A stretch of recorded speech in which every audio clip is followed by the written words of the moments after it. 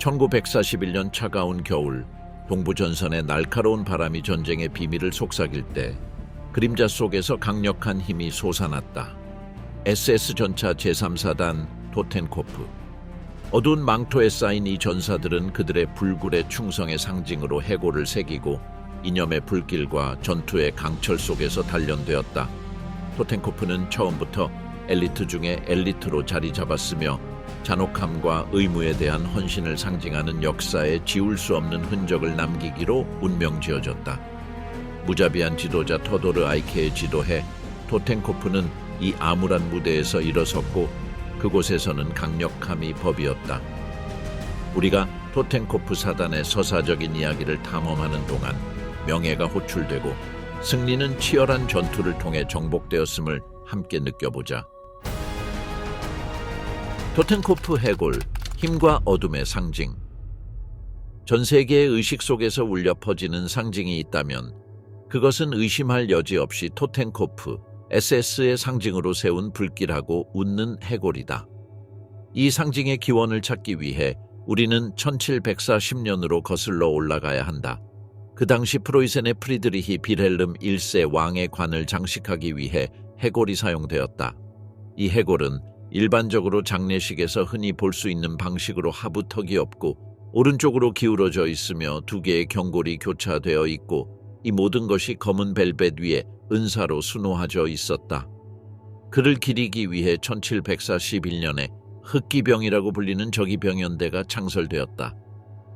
이 부대는 프로이센 기병의 두 엘리트 부대인 제1기병연대 프리시셔 후자렌과 제2기병연대 라이프 후자렌의 분대들로 구성되었다. 그때부터 해골은 큰 주목을 받았다. 대전쟁에서 토텐코프는 돌격대, 화염방사기, 심지어 일부 항공기 조종사들에 의해 채택되었으며 이들은 기병부대 출신으로 고집 센 개들에게 애정을 갖고 있었다. 해골을 보여주는 것은 특별한 부대에서 왔다는 것을 모두에게 알리는 것과 같았다. 토텐코프 사단의 탄생. 1934년에 암울한 장막 속에서 독일 땅의 잔혹함의 보루들이 솟아났다. 그곳에서 강제수용소의 경비병들은 절망의 철통 같은 파수꾼으로서 굳건한 의지의 연대들에게 맡겨졌다. 다우는 첫 번째 오버바이엘은 연대에 의해, 오라니엔부르크 작센하우젠은 두 번째 브란덴부르크 연대에 지배해, 부헨발드는 세 번째 튀링겐 연대의 무자비한 존재로, 마우트하우젠은 네 번째 오스트마르크 연대의 지배 아래 놓였다. 오버그룹펜피러 터도르 아이케의 완고한 통제 아래 이 연대들은 억압의 어두운 테피스트리를 짜며 토텐코프 페르반대의 음침한 교향곡으로 융합되었다. 제2차 세계대전이 시작되었을 때 토텐코프의 자매 형성들인 라이프 슈탄다르트 연대와 베르피그룽스트루페의 세 개의 스탄다르트 사단들이 성공을 거두자 히물러는 1919년 10월에 세 개의 SS 사단을 창설할 것을 선전했고 후이머는 이를 승인했다. 11월 1일 이 부대는 SS 제3차 전차 토텐코프 사단으로서 뿌리를 내리게 되었다.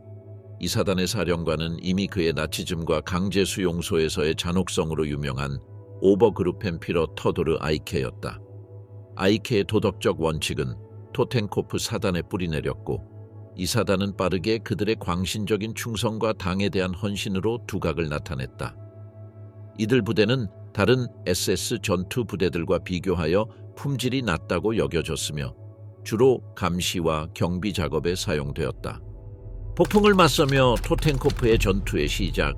그 창설 이후 토텐코프는 마르크스 맥시밀리안 폰 바이히스 장군의 지휘 아래 제2군에 합류했다.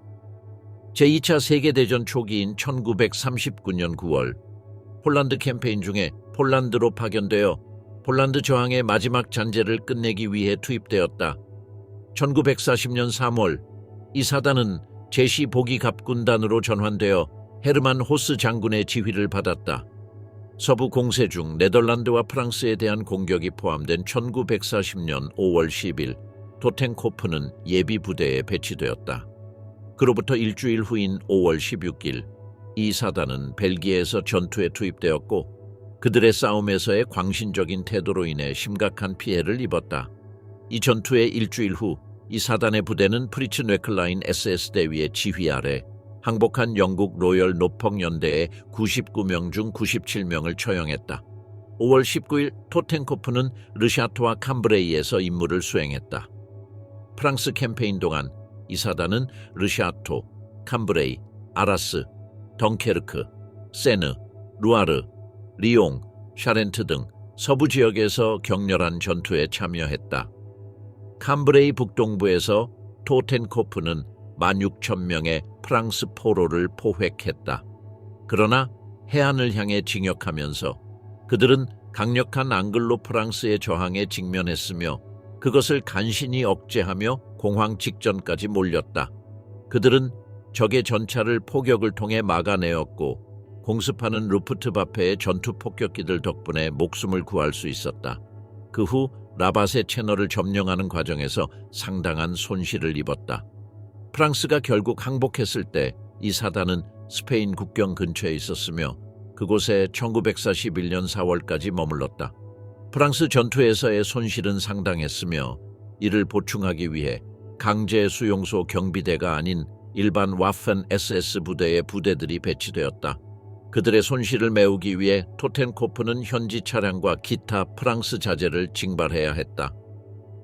1941년 4월 이 사단은 위렐름 리터폰 리브 장군이 지휘하는 북부 군집에 합류하라는 명령을 받았다. 그들은 레닌그라드로 향하는 동쪽으로의 여정을 시작했다. 위대한 스탈린 방어선을 뚫는 임무를 부여받은 토텐코프 제3사단은 리투아니아와 라트비아에서 격렬한 전투를 벌였다.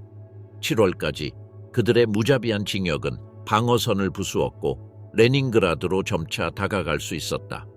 이 사단이 이미안스크를 지나면서 그들의 결단력은 7월 31일부터 8월 25일까지 이어진 치열한 전투에서 시험을 받았다. 토텐코프는 레닌그라드 근처에서 잔혹한 전투에 몰입하게 되었고 양측은 굳건한 결단력을 가지고 싸웠다. 날마다 토텐코프의 병사들은 적의 저항을 뚫고 배반적인 도시 환경을 헤쳐나가며 거친 조건 속에서 전진했다. 레닌그라드를 위한 전투는 소련의 방어선을 뚫고 주요 목표를 점령하기 위한 인내의 시험이 되었다. 1941년 가을과 겨울 동안 소련군은 북부 전선에서 독일군의 방어선을 공격하는 여러 작전을 수행했다. 이 중 하나의 작전은 데미안스크 근처에서 사단을 포위하여 데미안스크 포위망을 형성하게 만들었다. 토텐코프는 이 전투들에서 큰 손실을 입었고 그 후 작은 규모로 재편성되어 캄프그룹페 아이카로 이름이 바뀌었다. 이 사단은 데미안스크에서 전략적으로 중요한 비아카보시를 방어하기 위해 반복적인 적의 포위 시도에 맞서 싸운 SS 하우프트슈트룸피러 이르빈 마이어드레스의 지휘 아래 격렬히 싸웠다. 마이어드레스는 스투그3 전차에서 적의 전차 여러 대를 파괴하며 그의 공로로 철십자 훈장을 받았다. 1942년 4월 이 사단은 포위를 뚫고 데미안스크에서 아군 지역으로 이동했다. 이 사단의 병력 중 약 80%가 전투에서 부상하거나 실종되었다. 남은 병력은 1942년 10월 말에 전선에서 철수되어 프랑스로 보내져 재편성되었다. 1942년 11월 이 사단은 앙통 작전에 참여하여 프랑스 비시를 점령하고 탱크 연대가 추가되어 제3차 전차 그라나다 SS 토텐코프로 이름이 바뀌었다. 이 사단은 1943년 2월까지 프랑스에 머물렀고 그 당시의 사단장 터두르 아이케가 다시 사단을 통제하게 되었다. 1943년 2월 초 토텐코프 사단은 에리히 폰 만슈타인 장군이 지휘하는 남부 군집의 일환으로 동부 전선으로 이동했다. 하르코프 제3차 전투에 참여한 토텐코프, 그들의 지휘관 터도르 아이케는 그의 수송기 비행기가 전선에서 격추되어 사망했다. 사단은 즉시 사고 지점을 확보하고 그를 군사적 명예로 장례를 치렀으며 새로운 사령관으로 헤르만 신부가 지휘를 맡았다. 이후 토텐코프는 SS 전차 군단의 일원으로 시다델라 작전에 참여했으며 이는 쿠르스크 돌출부를 축소하는 공격이었다. 그들은 타이거 원 중전차를 배치받아 라이프슈탄다르트와 함께 진격했으며 소련군의 저항에 맞닥뜨렸다. 그럼에도 불구하고 1943년 7월 5일 토텐코프는 이 SS 전차 군단의 왼쪽 측면을 보호하며 공격을 시작했다. 그들은 세임강을 건너고 목표는 프로호로프카로 설정되었다. 하지만 공격은 소련군의 저항으로 인해 지연되었고 특히 226번 언덕에서 어려움을 겪었다. 이 난관에도 불구하고 사단은 계속해서 진격했으며 7월 11일에는 일부 부대가 세임강을 다시 건넜다. 추가 병력이 도착해 위태로운 위치를 확보하며 사단은 교두보를 확장했다. 강력한 소련군의 저항에 직면했지만 그들은 자신들의 위치를 지킬 수 있었다. 7월 12일 소련군은 대규모 반격을 시작했고 토텐코프의 병력은 타이거 중전차와 함께 치열한 전투에 참여하여 공격을 막아냈으나 상당한 손실을 입었다. 이 SS 전차 군단은 소련의 방역을 저지했지만 지친 상태였고 더 이상 추가 공격을 할 수 없었다. 제24차 예비 전차 군단은 퓨럴의 승인을 받지 못했으며 7월 14일 히틀러는 작전을 취소했다. 쿠르스크 전투는 독일군에게 끝나게 되었다.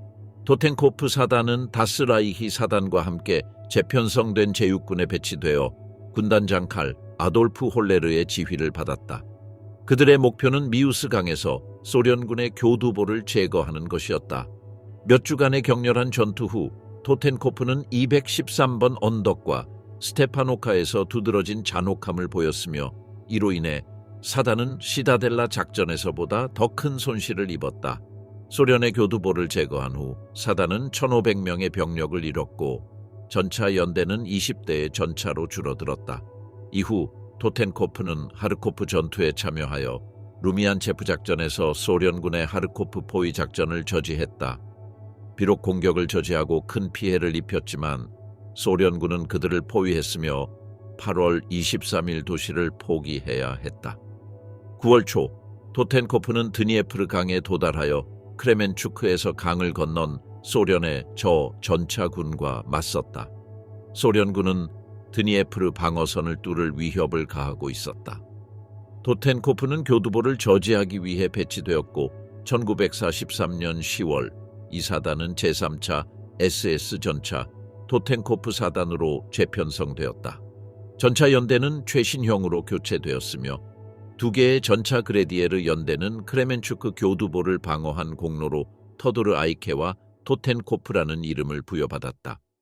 몇 달 동안 소련군은 탈출을 시도했으나 성공하지 못하고 토텐코프와 다른 추축국 부대는 루마니아 국경으로 퇴각했다. 11월 토텐코프는 드니에프르 강 서쪽의 중요한 크리보이로그에서 붉은 군대의 공격을 저지하며 격렬한 방어 전투에 참여했다. 1944년 1월 토텐코프는 크리보이로그 근처에서 강력한 소련군의 진격을 막으며 방어 전투에 참여했다. 2월 사단은 체르카시 포위망에 갇힌 독일군을 구출하기 위한 임무를 맡았다. 그들은 코르손으로 진격하여 카로브라드 근처에서 격렬한 전투 후에 포위된 병력과 성공적으로 합류했다. 3월에 토텐코프는 부그강 뒤로 후퇴하여 새로운 방어 위치를 설정하고 그로스도이칠란트 전차 그레디에르 사단과 함께 철수했다. 그들은 4월에 루마니아의 아이아시 근처 드니에스트르 강 근처로 철수하였다. 토텐코프는 루마니아의 타르구 프루모스 근처에서 휴식을 취하며 보충과 새로운 장비를 받았다. 그들은 소련군의 공격이 강화되면서 다시 전투에 나섰고 아이아시 근처에서 전투를 벌였다. 7월에는 토텐코프가 SS 오버그룹 햄피러 오토길레의 제1전차 군단과 합류하여 폴란드 그로드노 근처에서 바르샤바로의 접근을 방어했다. 그들은 1944년 7월 말에 바르샤바 전선에 도달했다. 폴란드 국민군의 바르샤바 봉기 동안 토텐코프는 전선 라인을 보호하며 8월 중순 마들린 근처에서 소련의 정찰 공격을 물리쳤다. 토텐코프는 저전차 SS 바이킹 사단과 제1전차 SS 헤르만 괴링 사단과 함께 소련 제3 전차 군단을 결정적으로 물리쳤다. 효과적인 지형 활용과 우수한 조중이로 소련의 전차들을 뛰어넘을 수 있었다. 이들 사단은 비스툴라 라인을 방어하고 비스툴라 군집을 구축하는 데 중요한 역할을 했다. 1944년 12월 제4전차 SS 군단은 부다페스트에서 갇힌 제9 산악 SS 군단을 구출하라는 명령을 받았다. 그들은 콜라드 작전을 시작했으며 콜라드 1은 1945년 새해 첫 공격이었다. 초기 승리에도 불구하고 소련의 강력한 저항은 그들의 징역을 방해했다. 콜라드 작전의 실패 후 토텐코프와 제5 전차 SS 바이킹 사단은 콜라드두를 시작하여 도심으로의 진입을 목표로 했다. 그들은 중요한 진전을 이루었지만 전략의 일환으로 철수하라는 명령을 받았다. 콜라드 3 작전은 소련 부대를 포위하려 했으나 목표를 달성하지 못했다. 제구 산악 SS 군단은 결국 2월 중순에 항복했다. 사단은 서쪽으로 후퇴하며 부다페스트에서 발라톤 호수 근처로 이동했다. 봄의 각성 작전 동안 측면 지원을 제공했지만 공세가 정체되면서 치열한 전투에 직면했다. 소련군의 비엔나 공격은 토텐코프와 바이킹을 포위했다. 완전한 포위를 피하기 위해 제구 전차 SS 헨슈타우펜 사단은 탈출로를 열어두기 위해 싸웠고 길레 군단은 탈출했다.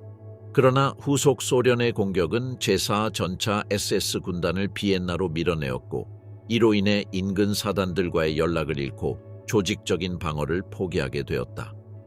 토텐코프의 잔여 병력은 체코슬로바키아로 후퇴하며 전투적 퇴각을 벌였고 5월 초에 미국군에게 항복했다.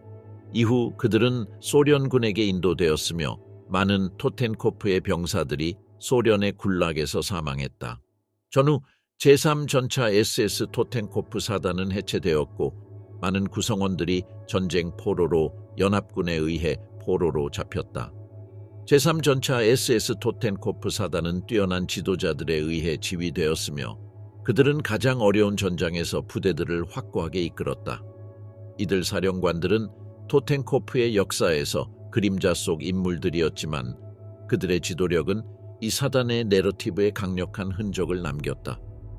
테오도르 아이케, 냉혹한 오버그루펜피러이자 강제수용소에서의 공포의 창시자 독일 제국의 망토 아래 한폰트의 강제수용소에서 1892년 10월 17일 테오도르 아이케가 태어났다. 그는 용감한 역장 아버지의 막내 아들로 태어나 제1차 세계대전의 영웅이었던 제2급 철십자 훈장을 받은 청년이었다. 수년간의 군복무와 훈장을 받은 전사로서 아이케는 도전을 향해 나아갔다. 기술학교의 교실에서부터 평화를 지키는 역할까지 그의 운명은 역사와 얽히게 되었다. 그는 바이마르 공화국에 도전하며 용기를 다져갔고 아이지 파르벤에서 루트비샤펜에서 보안 책임자로 일하며 운명을 바꾸었다. 1928년 12월 아이케는 나치당에 가입하고 S에 들어가면서 그 흔적을 남겼다. 그러나 1930년 8월 그는 SA를 떠나 SS에 합류했다. 급속히 상승하여 1931년 10월 15일 하인리히 힘레는 그를 SS 슈탄다르텐 피러로 승진시켰고 그의 정치적 행로와 SS의 주목을 받게 되었다.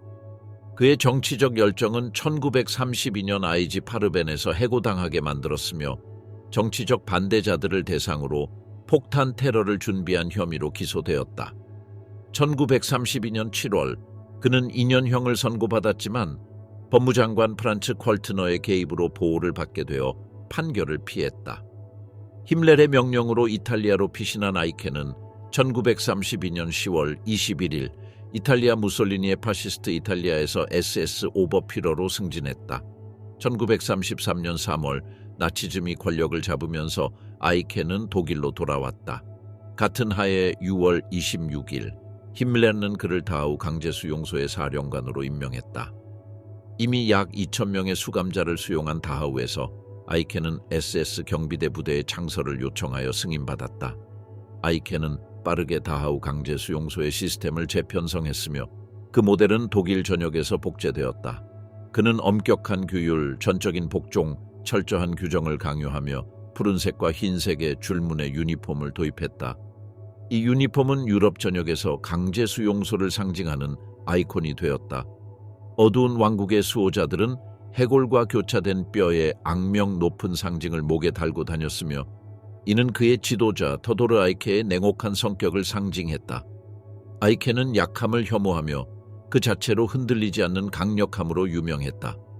아이케의 반유대주의와 반공산주의 그리고 전적인 복종을 요구하는 성향은 하인리히 힘렐의 호감을 샀고 1334년 1월 30일 그는 SS 브리가데 피러로 승진했다. 1934년 6월 30일 긴 칼의 밤 동안 아이케와 그의 SS 동료들은 SA 지도자들을 처형하고 체포했다.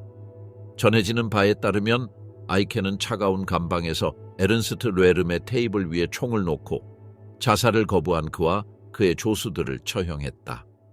그의 변함없는 충성은 눈에 띄었고 1934년 7월 4일 힘레는 그를 공식적으로 강제수용소 감독관으로 임명했으며 7월 11일에는 그룹 führer로 승진했다. 그의 새로운 역할에서 아이케는 1935년에 강제수용소의 대규모 재편성을 시작했으며 1936년 3월 29일 SS 토텐코프페르반대로 공식 명명하며 사단의 사령관으로 임명되었다. 작은 캠프들은 작센하우젠, 부헨발트, 마우트하우젠, 플로센비르크, 레벤스브리크 등 웅장한 시설로 교체되었고 1939년까지 이를 구축했다. 제2차 세계대전의 공포와 불가분하게 얽힌 터도르 아이케의 운명은 충격적인 상황에서 그 막을 내렸다. 전쟁이 불가피한 제3제국의 붕괴로 기울어지자 아이케는 3차 SS 전차 토텐코프 사단을 계속 이끌었다. 그러나 전쟁의 파도는 그를 압도하기 시작했다.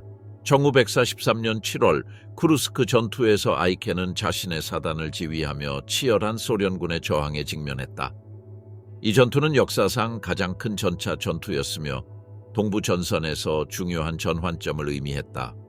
토텐코프는 용감하게 싸웠으나 손실과 전술적 도전들이 사단의 힘과 사기를 약화시켰다. 1943년 7월 16일 전투 중 아이케는 전선에서 수송기가 격추되며 치명상을 입었다. 강제수용소 감독관에서 군사령관으로 변모한 그의 삶은 그가 전투와 강제수용소에서 보인 광기와 잔혹함이 펼쳐진 바로 그 전장에서 끝을 맞이했다. 아이케의 죽음은 토텐코프 사단의 지도력에 공백을 남겼지만 그의 유산은 나치즘의 이념과 잔혹성에 물들어 여전히 어두운 역사 속에 남아있었다. 그의 모습은 사라졌지만 그의 행동과 강제수용소 및 전쟁에서 미친 영향력은 전쟁의 마지막 숨결까지 지속되었다. 마티아스 클라인하이스터 캄프, SS의 베테랑이자 그의 논란의 여지가 있는 오버그루펜피러로서의 유산. 제1차 세계대전의 잔혹함에 의해 형성된 마티아스 클라인하이스터 캄프는 서부와 동부 전선의 전장에서 그의 용기로 2가지 등급의 철십자 훈장과 은상처 훈장을 받았다. 전쟁이 끝난 후에도 군 복무에 대한 그의 충성심은 사라지지 않았으며 그는 자유군단 에프레이콥스이라는 중군사 조직에 가입하고 이후 라이히스베어 제국군에 복무했다. 1933년 11월 클라인하이스터 캄프는 SS의 올게 마인의 부대에 가입하며 군 경력의 새로운 단계를 시작했다. 그의 회원 번호인 32,299번은 그의 사명에 대한 헌신을 증명한다. 1935년 4월 그는 BR-fügungstrupp로 정은되어 SS 훈련 학교에 배치되어 보병 훈련 강사라는 중요한 역할을 맡았다. 하지만 그의 길은 도전이 없지 않았다. 1938년 6월 클라인하이스터 캄프는 심각한 법적, 규율적 문제에 직면했고 이는 그의 승진을 방해했다. SS 법원 본부로부터 경고를 받은 그는 1938년 8월까지 휴직을 받았다. 이러한 난관에도 불구하고 그는 다시 현역으로 돌아왔고 그 후 스탄다르티 드츠란드에 배치되어 SS 닷라이히 사단으로 변모한 부대에서 복무했다. 1937년 4월 20일 클라인하이스터 캄프는 나치당에 가입하며 또 다른 이정표를 넘어섰다. 그의 회원 번호는 415만 8238번이었다. 그의 경력은 높낮이가 있었으며 이는 내부의 음모와 정권의 끊임없는 요구들을 반영했다.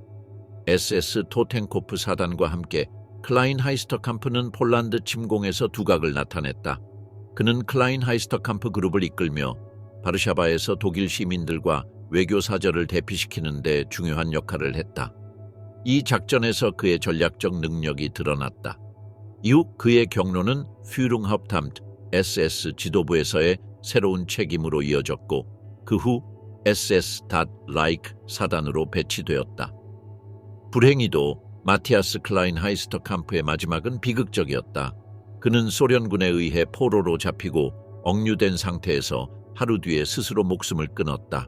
사후 클라인하이스터 캄프는 철십자 훈장에 대한 참호의 상으로 오크 잎을 수여받았다.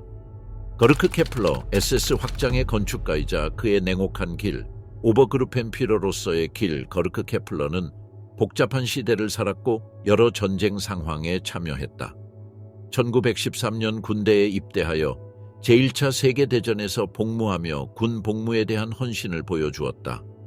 경찰관으로 일한 후 1935년에 나치당의 중군사 조직에 가입했다. 그는 빠르게 승진하며 대대장을 이끌고 여러 공로로 인정을 받았다. 1938년에는 더 후허 연대를 지휘하며 프랑스 침공과 바르바로사 작전과 같은 중요한 캠페인에 참여했다. 그의 뛰어난 성과는 1910년에 철십자 훈장의 기사 훈장을 받게 했다. 1914년은 SS 토텐코프 사단의 지휘를 맡았고 이후 다른 사단들을 지휘했다. SS의 행정직을 맡은 후 그는 1944년 노르망디 전투와 그 후 동부 전선에서 1945년까지 다시 전장에 복귀했다. 전쟁 후 그는 포로로 잡혔고 1948년에 석방되었다. 군 지도자로서의 다재다능하고 경험 많은 유사는 1966년에 그가 사망할 때까지 이어졌다. 헤르만 프리에스, SS의 조용한 전략가 헤르만 프리에스는 1901년에 태어나 1919년 독일 제국 시대에 군 복무를 시작하며 첫 군 경험을 쌓았다. 베르사유 조약의 제안으로 그의 연대가 해산된 후 그는 자유군단 프레이코르프스과 같은 중군사 조직에 참여하여 에스토니아 독립전쟁에 기여했다. 다양한 직책에서 복무한 후 헤르만 프리에스는 1920년에 군대에 복귀했으며 1931년에 제대했다. 그의 군 경력은 계속되었고 1944년 10월에는 SS 제1전차 군단의 지휘를 맡았다. 아르덴 전투에서 실패한 아르덴 넨오펜시브 동안 그는 제6전차군의 일원으로 이 부대를 지휘했다. 이 공세의 목표는 연합군의 전선을 분열시키고 서방 연합국과 평화 협상을 강요할 수 있는 조건을 만드는 것이었다. 1945년 5월 프리에스는 미국군에 항복했다. 그는 미국 육군 역사부에서 근무하기 시작했다. 1946년 5월과 7월 사이 그는 다하우의 수용소에서 열린 말메디 학살 재판에서 73명의 피고 중 한 명이 되었다. 7월 16일 프리에스는 20년형을 선고받았다. 1954년 10월 그는 렌즈베르크 교도소에서 형기를 모두 채우지 않고 석방되었다. 프리에스는 1985년에 사망했다. 하인츠 라메르딩, SS의 냉정한 그룹피러 하인츠 라메르딩은 1923년부터 1928년까지 토목공학을 전공하며 대학에서 학업을 쌓았고 1933년까지 도르트문트에서 기술관리자이자 도시계획부서의 책임자로 일했다. 그는 1932년에 토목공학 학위를 취득했다. 그의 나치즘 참여는 1931년에 시작되었고 그는 SA의 일원이 되어 이후 파더보른의 SA 연대에 합류했다. 1934년 그는 SA의 엔지니어 부서에서 리더십 역할을 맡았지만 1934년 SA의 지도자 숙청으로 인해 그의 영향력은 크게 감소했다. 라메르딩은 1935년에 SS에 가입하고 이후 베르fügungs트루페에 배치되었으며 돌격 엔지니어 대대에서 SS 오버슈트 룸피러로 임명되었다. 그는 1937년에 하우프트슈트 룸피러로 승진하며 브룬스윅의 장교학교에서 교육을 받았다. 1939년 그는 SS 슈튼반피러로 임명되었으며 토텐코프 전차사단의 엔지니어 대대 훈련 및 통제 임무를 맡았다. 1944년 봄 하인리히 람메르딩은 러시아 캠페인에서 뛰어난 공로로 철십자 훈장 기사의 훈장을 받았다. 라이크스퓨러 SS 하인리히 힘렐의 특별한 표창을 통해 람메르딩은 브리가데 피러와 SS 대장으로 승진했다. 또한 그는 프랑스 남부에서 닷 라이흐 사단을 재건하는 임무를 맡았다. 1944년 초여름 람메르딩은 노르망디 전투에서 닷 라이흐 사단을 이끌었다. 그러나 7월에 부상을 당해 생테니에서의 격렬한 전투 중 세인트니 페리에르 지역에 있는 라 브르노에르에서 대피했다. 부상에도 불구하고 람메르딩은 1944년 가을에 지휘권을 회복하고 아르덴 전투에서 중요한 역할을 했다. 1945년 초 하인리히 힘레는 그를 비스툴라에서 자신이 이끄는 군집의 참모장으로 임명했다. 1945년 4월 한 달도 채 되지 않아 라메르딩은 마지막 SS 사단인 그레네디에르 사단 니벨룽겐을 지휘했으며 이 사단은 일부가 베드레츠의 사관학교에서 훈련 중인 차데트와 교관들로 구성되었다. 1953년 라메르딩은 1944년 6월 9일과 10일에 발생한 툴레와 오라도르 쉬르 글란 학살에 대한 전쟁 범죄로 보르도 법정에서 재판을 받았다. 그는 반역으로 사형을 선고받았으나 서독은 그를 송환하지 않기로 했다. 이후 프랑스의 요청에 따라 영국은 그를 체포하라는 명령을 받았다. 람메르딩은 뒤셀도르프에서 공개적으로 살고 있었고 독일의 군사 점령이 끝날 무렵 그는 슐레스비히 홀슈타인으로 피신했다. 퇴직 후 람메르딩은 뒤셀도르프에서 건설 및 공공사업 회사를 설립하고 운영했으며 은퇴할 때까지 이끌었다. 그는 1971년 전신암으로 사망했다. 그의 장례식에는 여러 백 명의 전 나치 장교들이 참석했으며 오토 바이딩어도 그중 하나였다. 막스 사이몬, SS의 냉혹한 그룹피러 막스 사이몬은 브레슬라우에서 태어나 1917년에 군대에 입대하여 제1차 세계대전 동안 마케도니아와 서부 전선에서 11사단에서 복무했다. 그는 제2급 철십자 훈장을 받았다. 전쟁이 끝난 후 그는 실레지아에서 자유군단 프레이코업스에 가입하여 폴란드 군과 싸웠다. 그의 부대는 후에 라이히스베어에 통합되어 제16 기변견대가 되었고 사이몬은 운터펠트 베벨로 승진했다. 1933년 5월 그는 SS와 나치당에 가입했으며 제47 SS 슈탄다르트가 배치된 겔에서 복무를 시작했다. 1934년 11월 그는 운터슈트룸피러로 승진했다. 1935년에는 새로운 부대인 제1 토텐코프 슈탄다르트 오버바이에른을 조직하라는 명령을 받았고 SS 슈탄다르트 피러로 승진했다.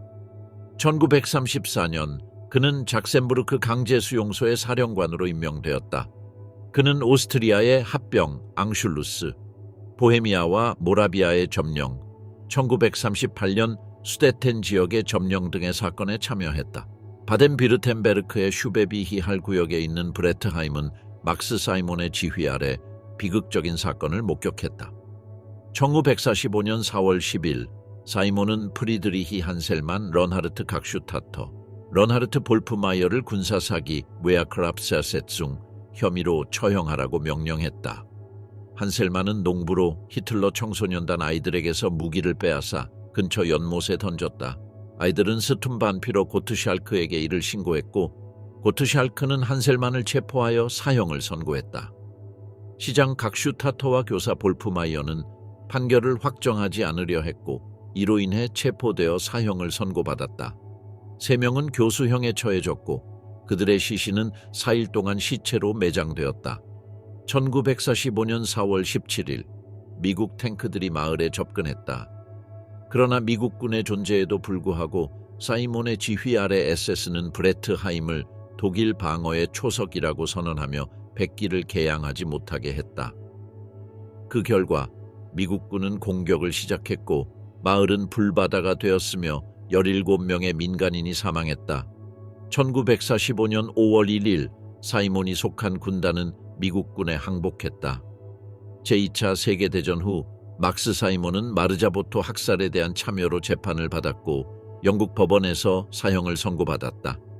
그러나 이 선고는 종신형으로 감형되었고 사이몬은 1954년에 석방되었다. 서독에서는 사이몬이 브레트하임에서 저지른 살인사건과 다른 범죄들로 3번 재판을 받았다. 독일 대중은 그의 재판 결과에 놀랐고 그는 모든 사건에서 무죄로 판결받았다. 1961년 그의 사망은 논란을 일으켰으며 전 와ffen SS 회원들의 조직인 HIAG는 그를 칭송하는 부고를 독일 신문인 프랑크푸르터 알게마이네에서 실어달라고 요청했다. 그러나 신문사는 부고의 게재를 거부했으며 이로 인해 AIA에게는 분노했다. 헬무트 베케어, 와픈 SS의 악명 높은 브리가데 퓨러 1902년에 태어난 헬무트 베커는 1920년에 군대에 입대하며 군 경력을 시작했으며 3032년에 퇴역할 때까지 하사관 직책에 올랐다. 1933년에 그는 S에 입대했으며 비렐름 비트리히와 헤르만 프리에스와 같은 인물들과 함께 복무했다.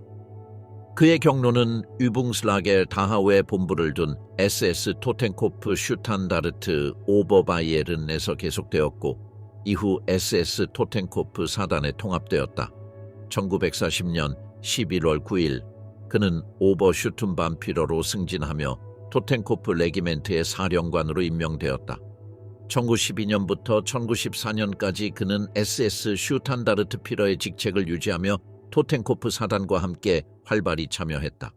1944년 초 그의 길은 후르나프함으로 이어졌고 3월에는 이탈리아에서 제36 SS 전차 그레디에르 연대의 지휘를 맡았다. 그의 승진은 계속되어 6월 21일에는 오버피러로 승진하며 7월에는 제3 토텐코프 사단을 지휘하게 되었다. 1944년 10월 그는 브리가데 피러로 승진했다. 1947년 11월 헬무트 베커는 폴타베에서 소련 군사 재판을 받았고 전쟁 범죄로 25년형과 강제 노역형을 선고받았다. 그의 형 집행 중 폭발물 제조 시도 등으로 인해 새로운 재판이 열렸다. 와펜 SS의 고위 장교들을 구성했던 잔혹한 렌트스크네이츠의 의인화로 간주된 그는 다시 유죄 판결을 받고 1953년 2월 처형되었다. 해골의 경비대, 어두운 시대의 강제 수용소 시스템 그들의 이름, 해골의 유닛은 그들이 유니폼에 달고 있던 교차된 뼈가 있는 해골의 상징을 나타낸다.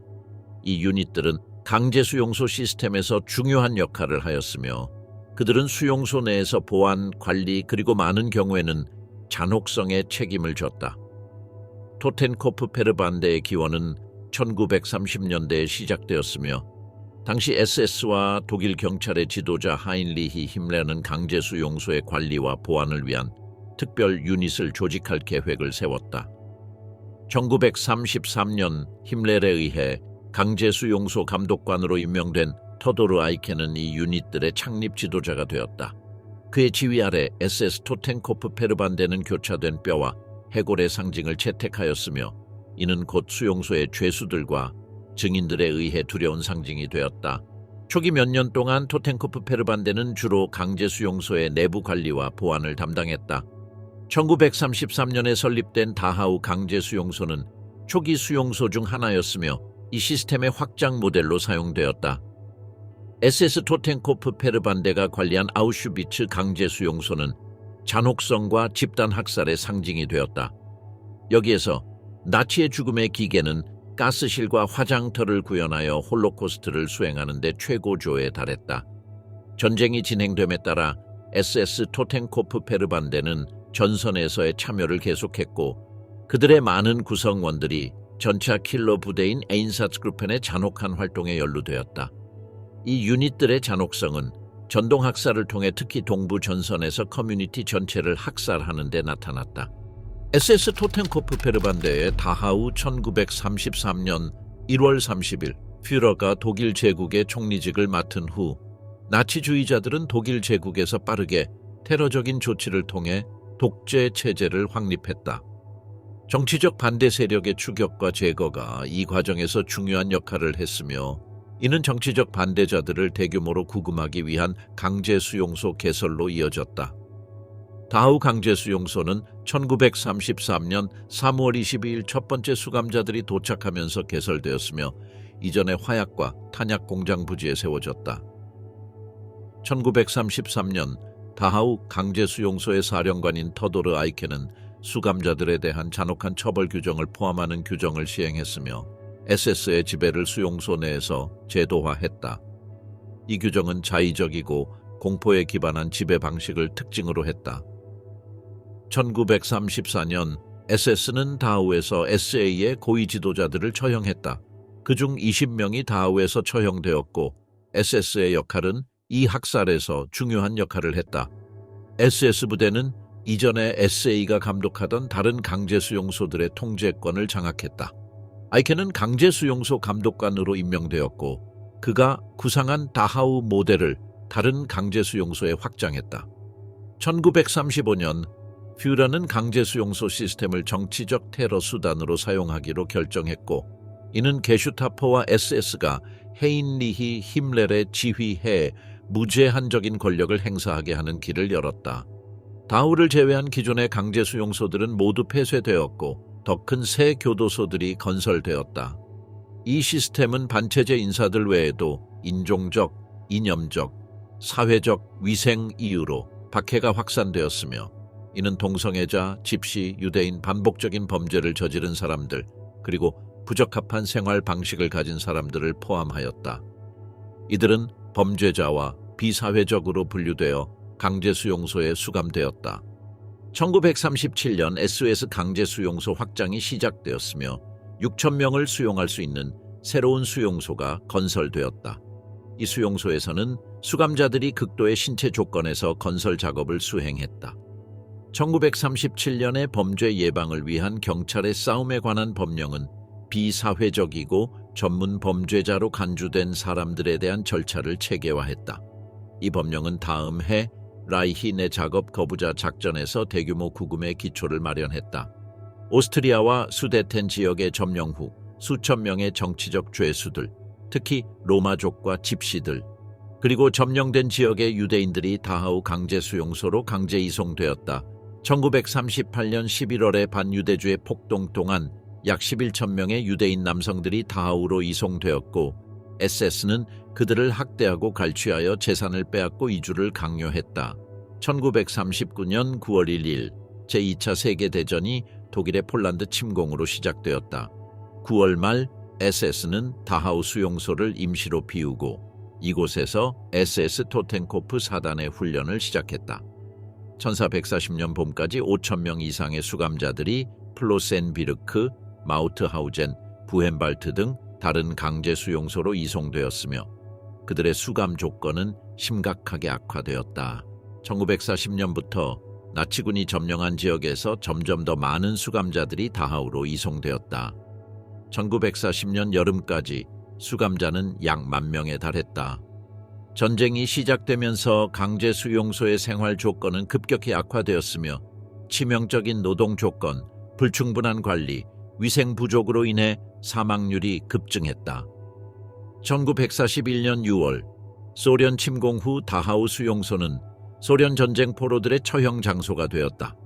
게슈타포에 의해 지식인, 유대인, 공산당 고위 인사로 지목된 붉은 군대 병사들은 SS에 의해 처형되었다.